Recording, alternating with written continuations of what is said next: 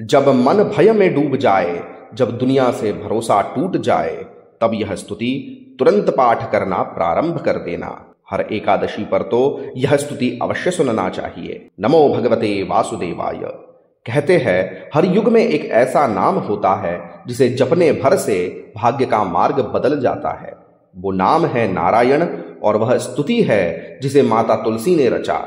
तुलसी कृत नारायण स्तुति। कहा जाता है नमो भगवते तुभ्यम नारायण जगतपते। ये शब्द केवल ध्वनि नहीं, ये ब्रह्म की कंपन है जो आत्मा को उसकी जड़ से जोड़ देती है। अगर आपने यह नहीं सुनी तो शायद जीवन का सबसे बड़ा रहस्य आपसे छूट जाएगा, क्योंकि यह केवल स्तुति नहीं, एक आकाशीय संकेत है। वीडियो को अंत तक अवश्य देखें, क्योंकि अंत में हम विशेष फलदायक नारायण गायत्री मंत्र और लाभ बताने जा रहे हैं। साथ बने रहे। ऐसे दिव्य और रहस्यमय स्तोत्र स्तुतियां हम आपके लिए लेकर आते रहते हैं, इसीलिए चैनल को सब्सक्राइब अवश्य कीजिएगा।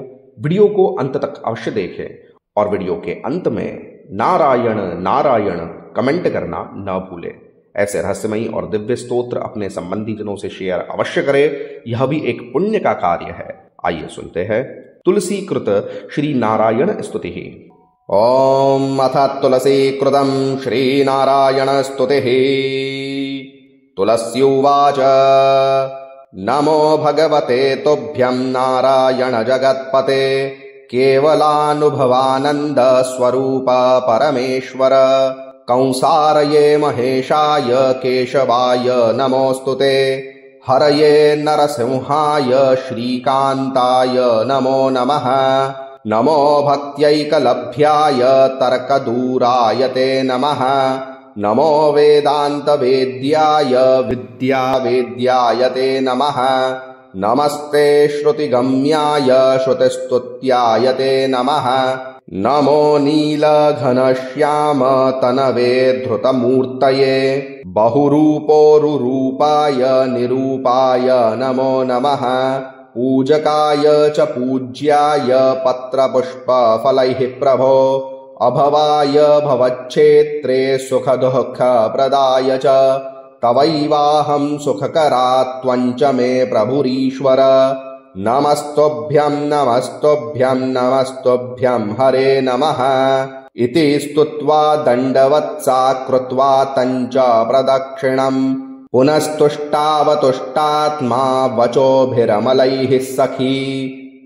तुलस्युवाच नमो भगवते तुभ्यं नारायण जगत्पते केवलानुभवानंद स्वरूप परमेश्वर कंसारये महेशाय केशवाय नमोस्तुते हरये नरसिंहाय श्रीकांताय नमो नमः नमो भक्त्यैकलभ्याय तर्कदूराय ते नमः नमो वेदान्तवेद्याय विद्यावेद्याय ते नमः नमस्ते श्रुतिगम्याय श्रुतिस्तुत्याय ते नमः नमो नीलघनश्याम तनवे धृतमूर्तये बहुरूपोरुरूपाय निरूपाय नमो नमः पूजकाय च पूज्याय पत्रपुष्पफलैः प्रभो अभवाय भवच्छेत्रे सुखदुःखप्रदाय च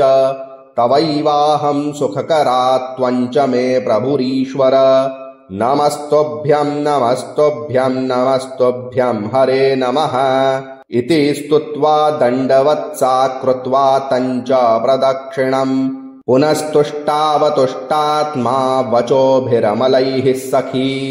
तुलस्युवाच नमो भगवते तुभ्यं नारायण जगत्पते केवलानुभवानंद स्वरूप परमेश्वर कंसारये महेशाय केशवाय नमोस्तुते हरये नरसिंहाय श्रीकांताय नमो नमः नमो भक्त्यैकलभ्याय तर्कदूराय ते नमः नमो वेदान्तवेद्याय विद्यावेद्याय ते नमः नमस्ते श्रुतिगम्याय श्रुतिस्तुत्याय ते नमः नमो नीलघनश्याम तनवे धृतमूर्तये बहुरूपोरुरूपाय निरूपाय नमो नमः पूजकाय च पूज्याय पत्रपुष्पफलैः प्रभो अभवाय भवच्छेत्रे सुखदुःखप्रदाय च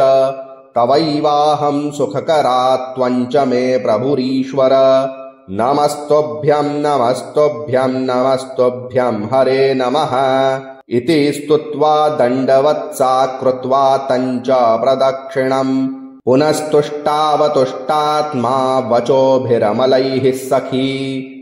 तुलस्युवाच नमो भगवते तुभ्यं नारायण जगत्पते केवलानुभवानन्द स्वरूप परमेश्वर कंसारये महेशाय केशवाय नमोऽस्तुते हरये नरसिंहाय श्रीकान्ताय नमो नमः नमो भक्त्यैकलभ्याय तर्कदूराय ते नमः नमो वेदान्तवेद्याय विद्यावेद्याय ते नमः नमस्ते श्रुतिगम्याय श्रुतिस्तुत्याय ते नमः नमो नीलघनश्यामतनवे धृतमूर्तये बहुरूपोरुरूपाय निरूपाय नमो नमः पूजकाय च पूज्याय पत्रपुष्पफलैः प्रभो अभवाय भवच्छेत्रे सुखदुःखप्रदाय च